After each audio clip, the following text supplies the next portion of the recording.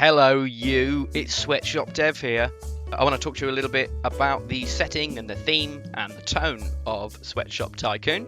So, without further ado, the setting is Sao Paulo in Brazil in the late 1980s. Now, why is that?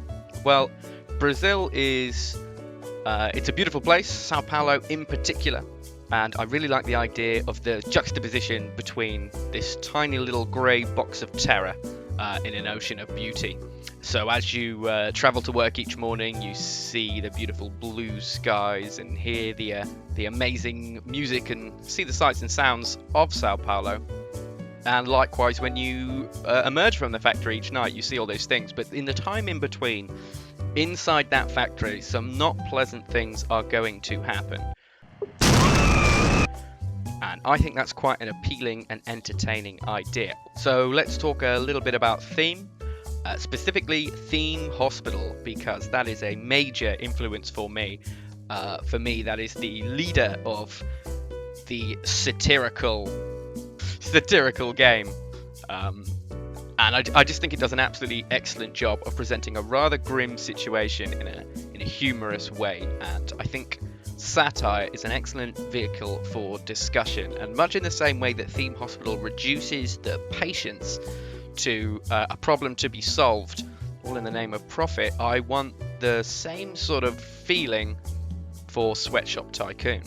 But it's much closer to something like Harvest Moon or Stardew Valley, because the main player is always there, represented as an avatar on the screen, and he has his own needs to fulfill.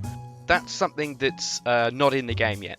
It's you're going to need to be able to balance the wants and needs of the main character, whether that be financial needs or emotional needs, all the while keeping balanced with what your career is, your job in this factory.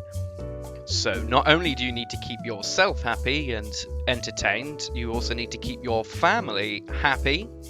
And you need to keep the CEOs happy, because at the end of the day, it's the profit that matters, at least to them, and that's why you've got the job. That isn't to say that you have to be evil.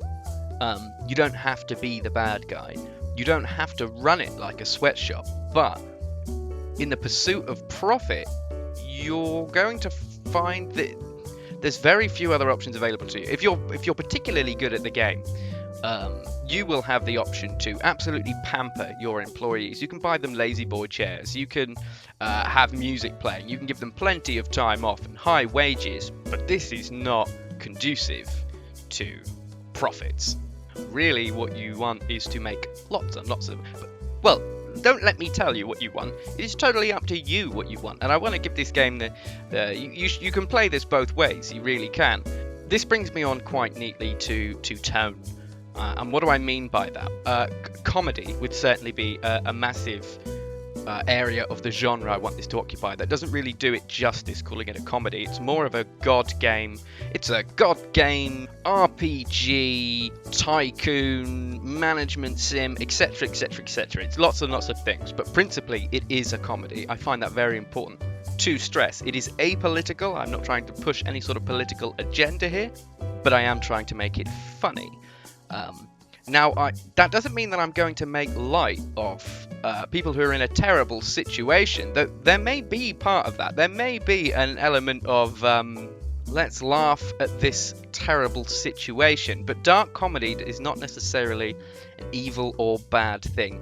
There's plenty more I can talk about with setting, theme, and tone. But I'll leave those for another day and another video. For now, I hope I've wet your whistle. Whet your appetite and wet your noodle for this upcoming game. Goodbye!